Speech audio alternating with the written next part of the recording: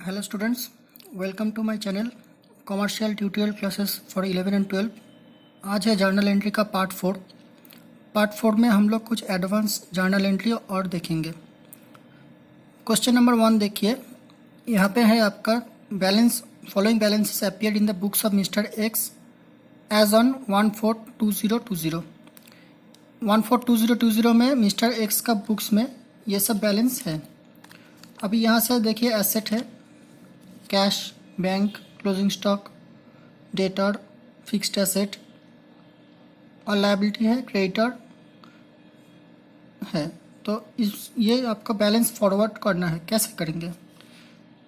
Question है balance appear कर रहे हैं तो बैलेंस को ब्रॉट फॉरवर्ड करना है।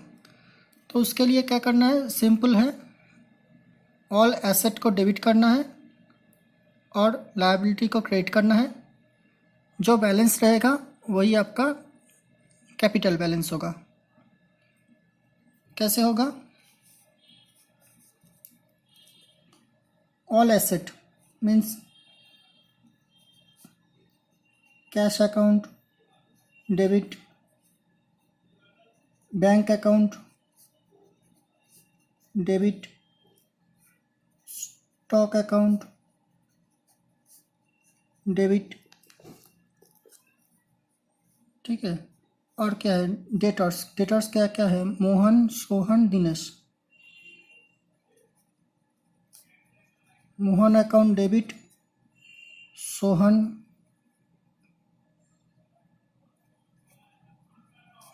अकाउंट डेबिट,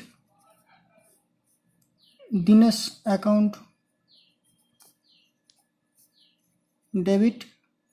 फिक्स्ड एसेट में क्या क्या है? Furniture, building, furniture account debit, building account debit,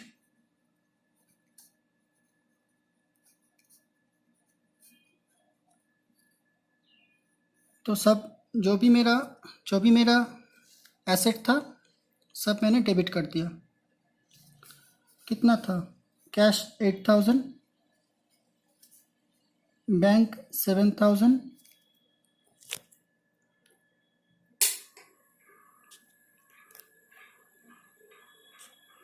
bank 7,000। Stock कितना है? स्टॉक है 30,000। डेटर्स में मोहन है 10,000, सोहन है 12,000, दिनेश है 14,000। फिक्स्ड एसेट में फर्नीचर है 5,000।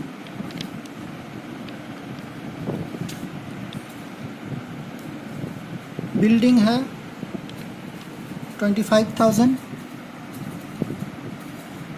और अभी एसेट सब डेबिट हो गया।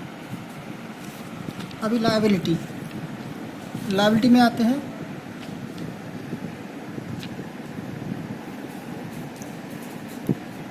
लायबिलिटी में क्या क्या है?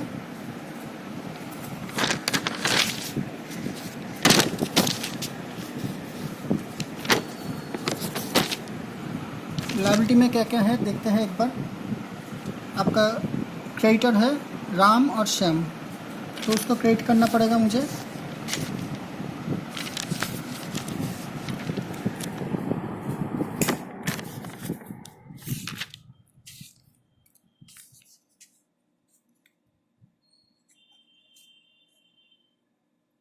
To Ram creditor 5,000, to Shyam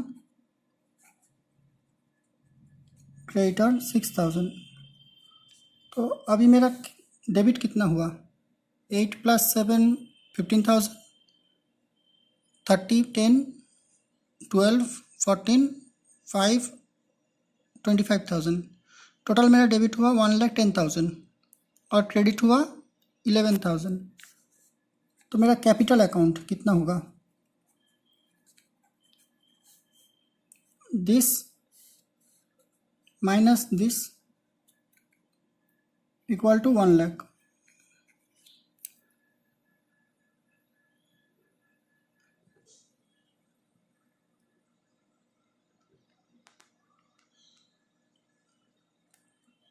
clear. तो ऐसे करके बैलेंस को ब्रॉड फॉरवर्ड करना है। कैपिटल अकाउंट ये है balancing figure.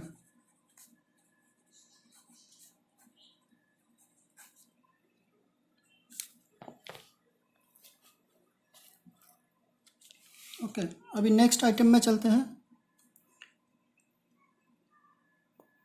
Drawings, income tax paid by cheque. ये एक तरीके का ड्राइंग है। इनकम टैक्स दिया चेक के थ्रू से, तो इसका एंट्री क्या होगा?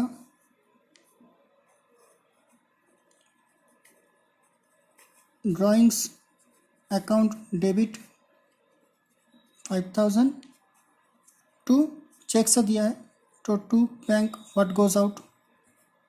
बैंक अकाउंट ये पर्सनल अकाउंट है, गिवर यहाँ से जा रहा है।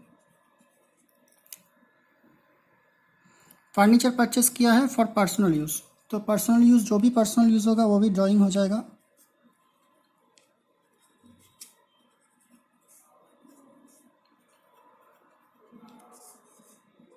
समझते हैं कि कैश में ही खरीदा है तो टू कैश अकाउंट। अगर चेक से खरीदता तो चेक हो जाता। ओके, ड्राइंग से इनकम टैक्स पे किया, फर्नीचर खरीदा, कुछ भी खरीदा ड्राइंग से। चेक से किया तो बैंक क्रेडिट, चेक से नहीं किया कैश से किया है तो कैश क्रेडिट। ओके, अभी नेक्स्ट पॉइंट में चलते हैं।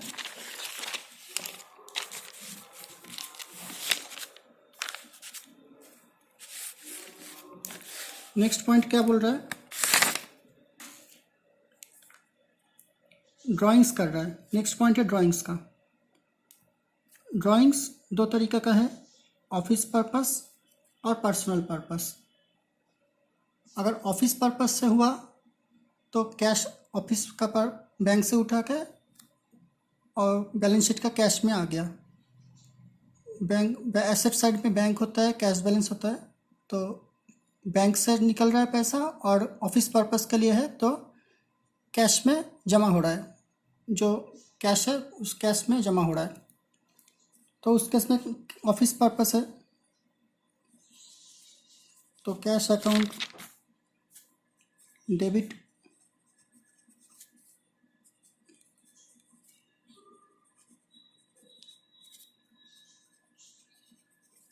ऑफिस पर्पस है तो cash account debit to bank account, cash office bank. Personal use, तो पर्सनल यूज़ होने से ही वो ड्राइंग हो जाता है। ड्राइंग को डेबिट करना है।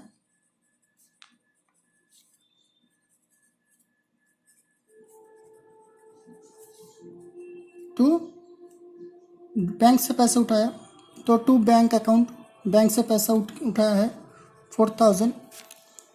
क्लियर। तो कैश अगर ऑफिस के लिए यूज़ करेगा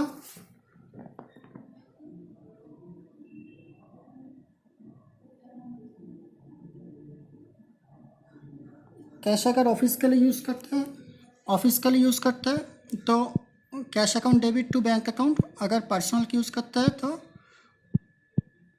drawing account debit to bank account. Bank से पैसा जा रहा है, बैंक तो क्रेडिट होगा ही, लेकिन डेबिट क्या होगा? ऑफिस के लिए होगा तो कैश, अगर ऑफिस के नहीं है तो drawing. Next point, sent a cheque of ₹4900 to Ram for settlement. Ram मेरा क्रेडिटर था, 5000 उसका बैलेंस था। यहाँ पे लिखा है राम अकाउंट 5000 क्रेडिटर। तो राम को मैंने 4900 का पेमेंट कर दिया, बोला कि फुल एंड फाइनल सेटलमेंट। तो राम रिसीवर है। राम अकाउंट डेबिट, राम को दिया 4900। राम का पूरा ही जितना बैलेंस था वो सभी मैंने राम को 4900 में सेटल कर दिया। तो मेरा डिस्काउंट रिसीव हुआ, 5000 का बैलेंस था, 4900 मैंने पेमेंट किया। तो मैंने पेमेंट कितना किया? टू बैंक 4900, बैलेंस कितना था राम का 5000, तो डिस्काउंट रिसिप्ट हुआ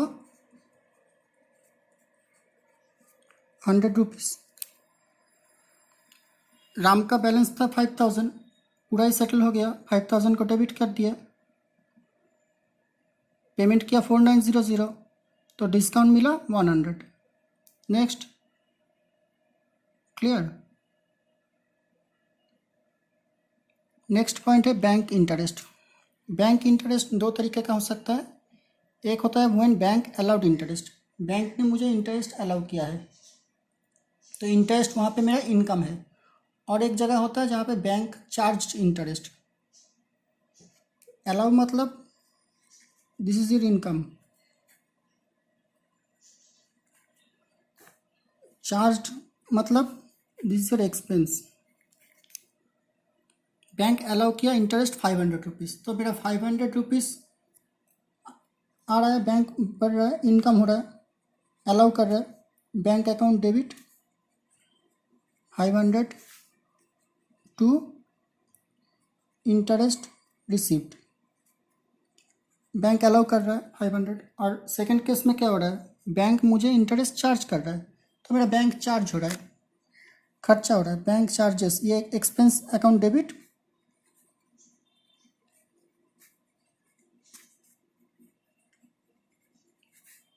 टू बैंक से पैसा चला जा रहा है, बैंक अगर चार्ज करेगा तो मेरा खर्चा, एक्सपेंस अकाउंट डेबिट, पैसा जा रहा है, बैंक अलाउ कर रहा है मतलब पैसा मेरे पास आ रहा है, सिंपल है।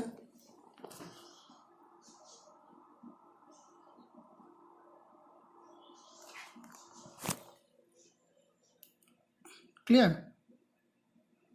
अलाउ कर रहा है मतलब इनकम, चार्ज कर रहा है मतलब एक्सपेंस। नेक्स्ट पॉइंट है Dinesh was declared insolvent and was able to pay 60 पैसे इन रुपी। दिनेश का मेरा बैलेंस कितना था 14,000,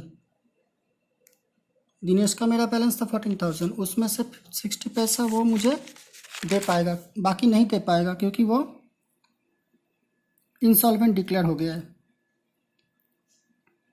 तो उस केस में उसका एंट्री क्या होगा, टोटल उससे मुझे लेना था 14,000, लेकिन वो मुझे 60% ही दे पाएगा, बाकी नहीं दे पाएगा, वो इंसॉल्वेंट हो गया। अभी उस केस में एंट्री क्या होगा, उससे मुझे फिर 60% मीन्स मेरा उसका बैलेंस कितना था,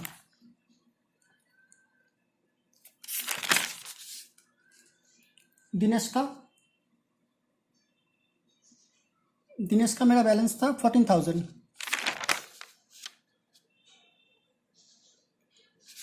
तो 14,000 का 60%, दैट मीन्स 8,400 ही वो मुझे दे पाएगा।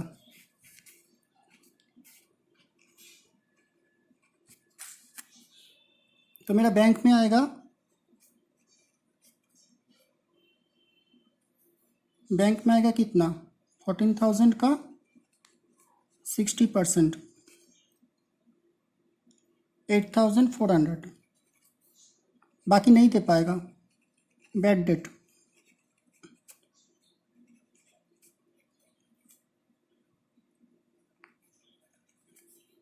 पूरा ही डेबिट बैलेंस था 14,000, पूरा ही अकाउंट क्लोज होगा टू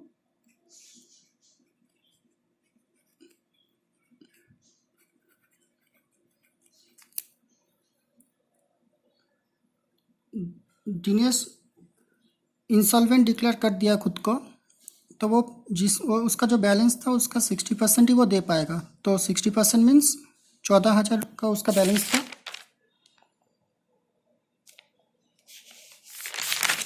उस 14,000 में से वो मुझे 60% 8,400 देगा, बाकी मेरा बैड डेट है। बैड डेट मीन्स वो पैसा मुझे नहीं मिलेगा, और पूरा बैलेंस ही मैं उसको सेटल हो गया, तो पूरा ही ट्रेड हो गया। 5,600 is your 40% of 14,000। Next point में आते हैं, चेक ऑफ रुपीज़। यहाँ पे क्या हो रहा है, चेक रिसीव हो रहा है डेटर से, लेकिन वो चेक बाद में मेरा डिसऑनर हो रहा है। चेक मिला डेटर से, मैंने पैसा जमा किया बैंक में, लेकिन बाद में जाके वो मेरा डिसऑनर हो गया। Received a cheque of ₹7800 from Sohan and allowed him ₹200 cash discount. 7,800 का चेक मिला और 200 का मैंने उसको कैश डिस्काउंट दिया। तो बैंक अकाउंट डेबिट, पैसा आ रहा है, डिस्काउंट अलाउ किया है,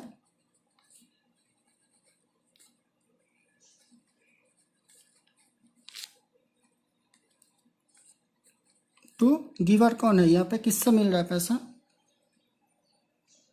सोहन से।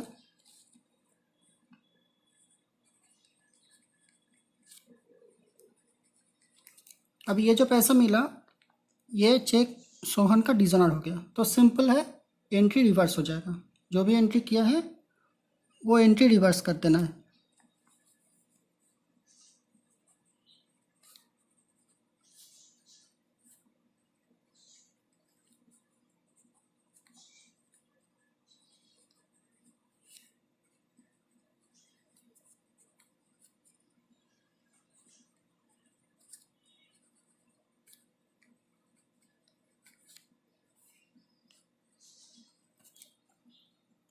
पैसा मिला, bank account debit, discount allow किया, डिस्काउंट एक्सपेंस हो गया, डेबिट है। सोहन से मिला, गिवर क्रेडिट हो गया। जो भी मिला वो मेरा रिटर्न हो गया, तो entry reverse. Okay, next point में आते हैं, डेप्रिसिएशन चार्ज कर रहे हैं फिक्स्ड एसेट के ऊपर। तो डेप्रिसिएशन मेरा खर्चा है जो मेरा फिक्स्ड एसेट के ऊपर लगता है। इसका अलग से एक टॉपिक डेप्रिसिएशन चैप्टर ही है अलग से, वहाँ पे अलग से डिस्कस करेंगे डिटेल में। यहाँ पे मान के चलते हैं कि जो फर्नीचर फिक्स्ड एसेट जो भी है उसके ऊपर डेप्रिसिएशन आपका चार्ज हो रहा है।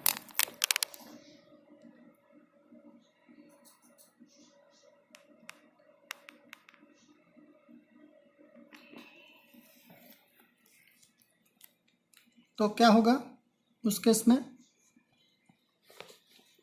डेप्रिसिएशन चार्ज हो रहा है, डेप्रिसिएशन अकाउंट डेबिट,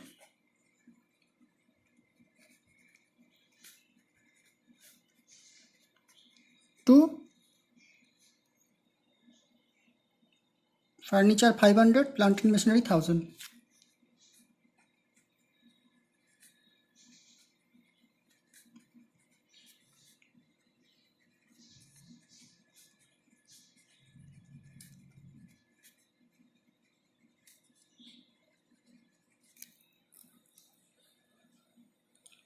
क्योंकि मेरा प्लांट एंड मशीनरी का जो एसेट है डेबिट बैलेंस होता है, वहाँ से मेरा खर्चा हो रहा है। जैसे डेटर से पैसा मिलता है, कैश अकाउंट डेबिट या bank account debit to debtor, asset को हम लोग रिवर्स करते हैं, डेटर्स को रिवर्स कर देंगे, डेटर्स से मिला। वैसे ही मेरा फिक्स्ड एसेट भी डेप्रिसिएशन के दौरान थोड़ा सा खर्चा हो गया, यूटिलाइज हो गया, उसका लाइफ थोड़ा सा यूज़ हो गया, बैलेंस कम हो गया। Next point, ₹1000 received in cash for bad debt return of last year. पिछले साल हम लोगों ने ₹1000 का कुछ रिसीव किया है, जो उसका पहले साल में मैंने बैड डेट राइट ऑफ कर दिया था, बैड डेट हुआ था, राइट ऑफ कर दिया था, अभी पैसा मिल रहा है, तो क्या होगा, तो आपका बैंक से तो पैसा तो आ रहा है या फिर कैश में आ रहा है, कैश तो डेबिट होगा।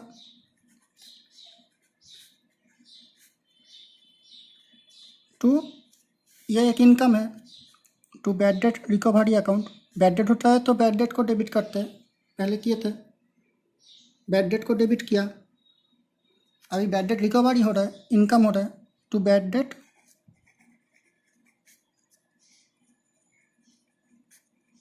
Recovered account.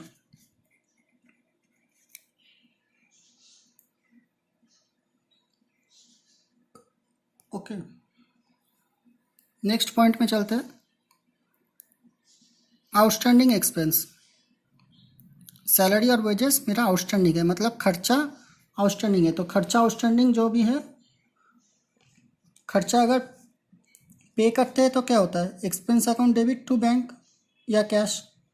खर्चा पेमेंट किया, सैलरी पेमेंट किया, salary account debit to cash. अभी टू कैश नहीं हो रहा है क्योंकि पेमेंट नहीं कर रहे, तो सैलरी तो खर्चा तो है, वेजेस तो खर्चा तो है, वेजेस और सैलरी तो खर्चा तो है, ये तो डेबिट होगा।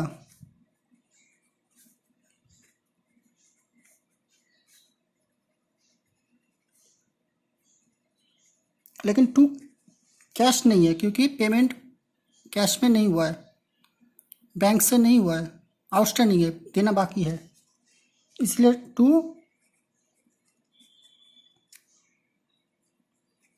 Outstanding wages 20,000 to outstanding salary 10,000। Normally cash से पेमेंट करते तो कैश अकाउंट को क्रेडिट कर देते, अभी कैश से पेमेंट नहीं हो रहा है इसीलिए कैश क्रेडिट नहीं हो रहा है,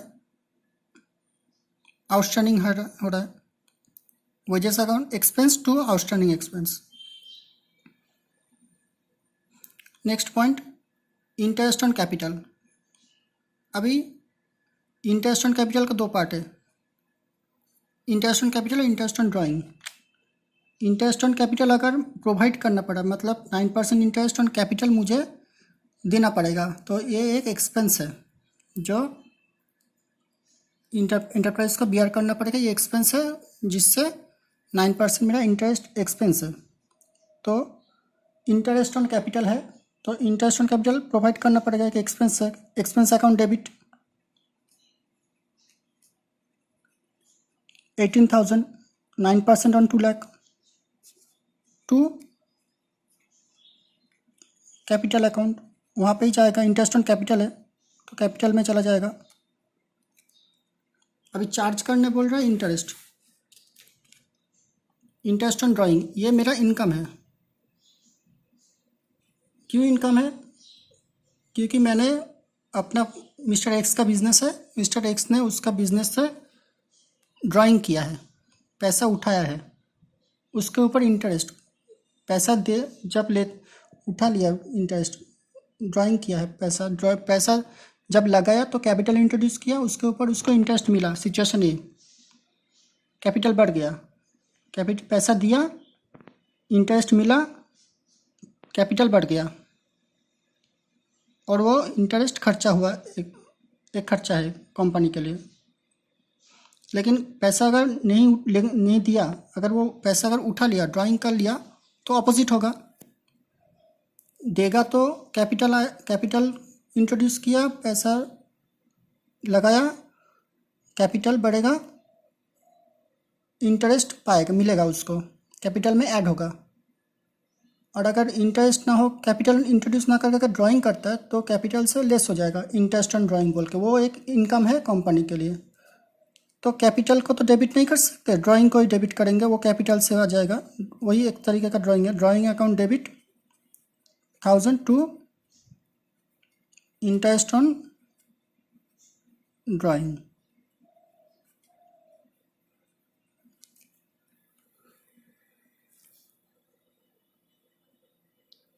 कैपिटल देगा तो कैपिटल अकाउंट क्रेडिट, इंटरेस्ट मिल रहा है इसलिए इंटरेस्ट उसका मिल रहा है, प्रोवाइड इंटरेस्ट मिल रहा है, तो कैपिटल में ही चला जाएगा, वो कंपनी का एक्सपेंस है और कैपिटल में इंटरेस्ट उसको मिलेगा, तो कैपिटल में ऐड हो जाएगा, उसका कैपिटल वैल्यू बढ़ जाएगा। अगर उल्टा हुआ, पैसा अगर उठाया, देगा तो ए, पैसा लेगा तो बी। नेक्स्ट कुछ टॉपिक बात कर लेते हैं, जैसे कैरेज इनवर्ड। कैरेज इनवर्ड अभी दो तरीके का है, एक है आपका रेवेन्यू आइटम जो पीएल में जाता है, जैसे option A goods profit and loss का आइटम है, गुड्स खरीदा, परचेज गुड्स, और उसके ऊपर कैरेज इनवर्ड दिया 200 रुपये, तो ये कैरेज है गुड्स के ऊपर। गुड्स कहाँ जाता है, प्रॉफिट एंड लॉस में जाता है, तो यहाँ पे कैरेज इनवर्ड अलग से आएगा, ये अलग से कैरेज इनवर्ड बोल के ही आएगा। और जैसे परचेज किया है गुड्स तो क्या होगा, purchase account debit, revenue item,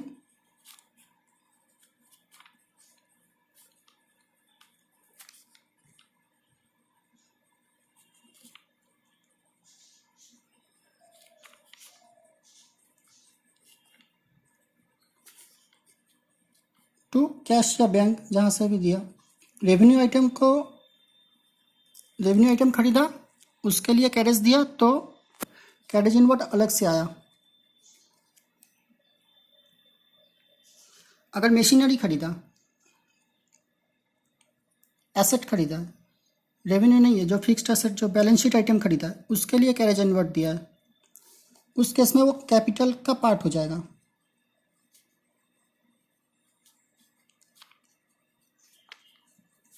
$50,000 का गुड्स मशीनरी, 500 का कैरेज, तो 50,500 कैरेज इनवर्ड अलग से नहीं आएगा।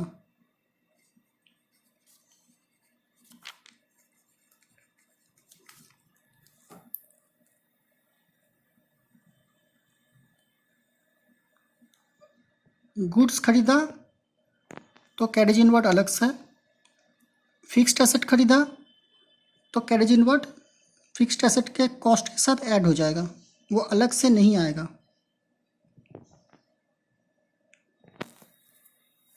लास्ट आज का टॉपिक का लास्ट आइटम है रेंट, रिपेयर एंड मेंटेनेंस। अभी रिपेयर एंड पहले कैरेज हुआ, अभी रिपेयर एंड मेंटेनेंस क्या है, अगर यूज़ करने से पहले किया तो मशीनरी का कॉस्ट, अगर यूज़ करने के बाद किया तो रिपेयर मेंटेनेंस अलग से आएगा। ऑप्शन ए में रिपेयर मेंटेनेंस देखिए यूज़ करने से पहले ही आ गया। ओल्ड मशीनरी परचेस किया है 20,000 में, स्पेंड ₹2500 एज रिपेयर इमीडिएटली मतलब यूज़ नहीं किया है, अभी यूज़ नहीं किया है, तो यूज़ करने से पहले ही मैंने रिपेयर मेंटेनेंस कर दिया है, तो ये अगर यूज़ करने से पहले होगा तो मेरा फिक्स्ड एसेट का पार्ट है।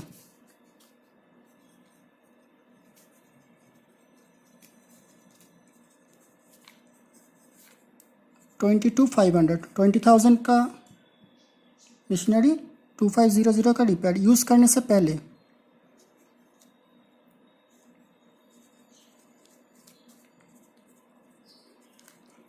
ऑप्शन बी 1000 पे किया एज रिपेयर, जो एग्जिस्टिंग मशीन अदर मशीन, तो यहाँ पे ये मेरा नॉर्मल खर्चा है।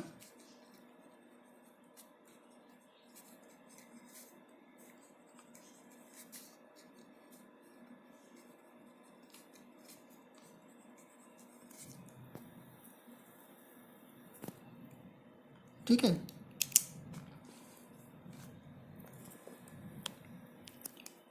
तो आज का टॉपिक जो डिस्कस किया है एक बार सम अप करते हैं।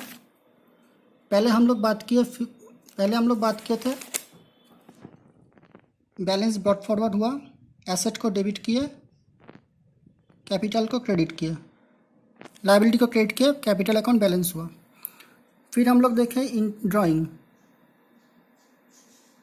कोई भी अपना पर्सनल यूज़ के लिए करता है ड्राइंग, तो ड्राइंग डेबिट, और चेक से किया तो चेक बैंक क्रेडिट, और कैश से किया तो कैश क्रेडिट।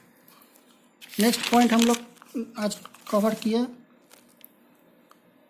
वो है ड्राइंग किया है cash for office use, for personal use. Next creditor से चेक मिला और डिस्काउंट भी, क्रेडिटर को हम लोगों ने चेक दिया और डिस्काउंट अलाउ किया। नेक्स्ट पॉइंट था हम लोगों का बैंक इंटरेस्ट, अगर अलाउ करेगा तो क्या होगा, अगर चार्ज करेगा तो क्या होगा। नेक्स्ट पॉइंट है चेक रिसीव किया था डेटर से, लेकिन वो डिसऑनर हो गया, ए में रिसीव किया, बी में डिसऑनर हो गया। नेक्स्ट हम लोग डिस्कस किए डेप्रिसिएशन चार्ज हुआ फिक्स्ड एसेट के ऊपर। नेक्स्ट हम लोग डिस्कस किया बैड डेट रिकवरी, पहले बैड डेट हो गया था, अभी रिकवरी हो रहा है। Cash account debit, bad debt recovery credit. Next outstanding expense, point number 10। Next interest on capital और ड्राइंग। ए है capital, interest on capital, B है इंटरेस्ट ऑन ड्राइंग। लास्ट में जो टॉपिक हम लोग डिस्कस किया दो वो है कैरेज इनवर्ड।